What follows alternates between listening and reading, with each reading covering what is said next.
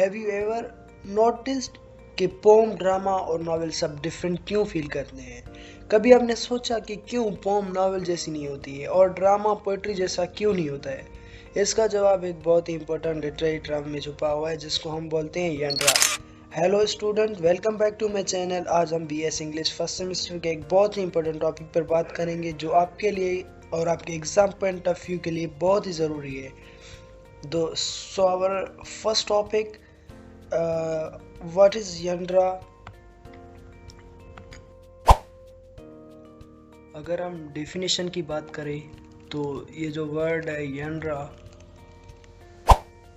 The word genre French language से निकला हुआ है जिसका मीनिंग है टाइप या काइंड। ठीक है, अगर लिटरेचर में जनरा की बात करें तो लिटरेचर में जनरा का मतलब है कि लिटरेरी वर्क को डिफरेंट कैटेगरीज में डिवाइड करना उनकी फॉर्म, स्टाइल और कॉन्टेक्ट के बुनियाद पर। अगर इसकी सिंपल डेफिनेशन की बात करें तो genre is a category of literature that shares common characteristics. Okay, so this is the short definition, and I also discuss now importance of genre. Genre is most important because it guides the reader.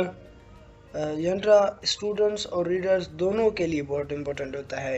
जब हमें genre पता होता है तो हम already area, मतलब हमें जब किसी literary work का genre पता होता है तो हम किसी भी टाइप का टेक्स्ट रीड कर रहे होते हैं तो हमें ऑलरेडी पता चल जाता है कि हम किसके बारे में पढ़ रहे हैं और क्या इसके बारे में होगा, इस टेक्स्ट में क्या होगा। फॉर एग्जांपल, पोम में इमोशंस और रिदम होता है, ड्रामा स्टेज के लिए बनाया जाता है, नॉवेल एक लॉन्ग फिक्शनल स्टोरी होता है।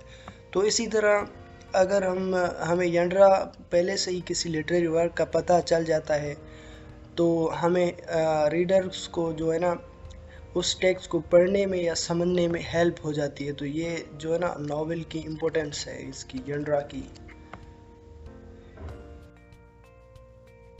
सो let's discuss the genres of major genres of English literature. So number 1 is poetry.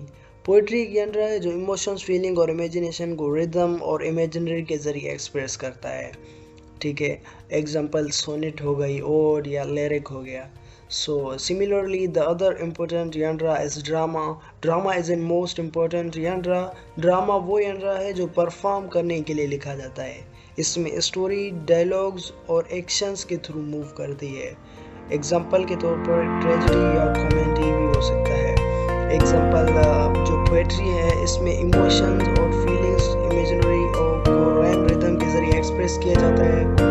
और जो ड्रामा है इसमें ड्रामा परफॉर्म करने के लिए लिखा जाता है। इसमें जो स्टोरी होती है वो डायलॉग्स और एक्शंस के थ्रू मूव करती है। ठीक है, जैसे कि ट्रेजेडी, कॉमेडी या मेलोड्रामास लिखे जाते हैं। उसके बाद the other important third one is prose. Prose is a simple genre which mean that we used to write prose in a everyday language।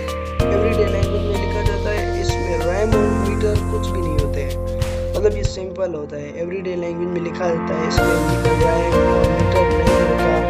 Example novel या शॉर्ट स्टोरी, इसको भी आप prose कह सकते हैं। these are the major genres in English literature। So dear, now we're gonna discuss the confusing point. This is the most common confusing point of the student. Mostly in student consider that genre versus form are the same, but genre vs form are different thing. There are huge difference between them. Genre mean category and form mean structure. So they are different. Genre is category is different from structure. How it is different, now we will discuss that। like students का common confusion, students अक्सर genre और form को confuse कर देते हैं। form का मतलब होता है structure जबकि genre का मतलब होता है category। अगर एग्जांपल में हम देखें तो जो नॉवेल, अगर नॉवेल है एक, ठीक है, जो नॉवेल खुद है ना वो नॉवेल वो एक फॉर्म है और वो किस फॉर्म में, मतलब किस में लिखा गया, स्ट्रक्चर में, किस कैटेगरी में लिखा गया है, तो वो क्या होगा, उसका यंड्रा होगा। फॉर एग्जांपल वो फिक्शन है या नॉन फिक्शन है, फिक्शन है तो वो उसका यंड्रा है, नॉन फिक्शन है भी तो वो उसका यंड्रा है, लेकिन जो खुद नॉवेल है ना वो फार्म है, ठीक है। तो ये इसमें डिफरेंस है, यंड्रा और फार्म दोनों डिफरेंस है, एक स्ट्रक्चर होता है और एक फार्म होता है, फार्म और स्ट्रक्चर में डिफरेंसेस है, ठीक है। So that's all about today's our topic, it was यंड्रा। एंड अगर वीडियो पसंद आई हो तो लाइक करें, शेयर करें और सब्सक्राइब करना। Thank you for watching.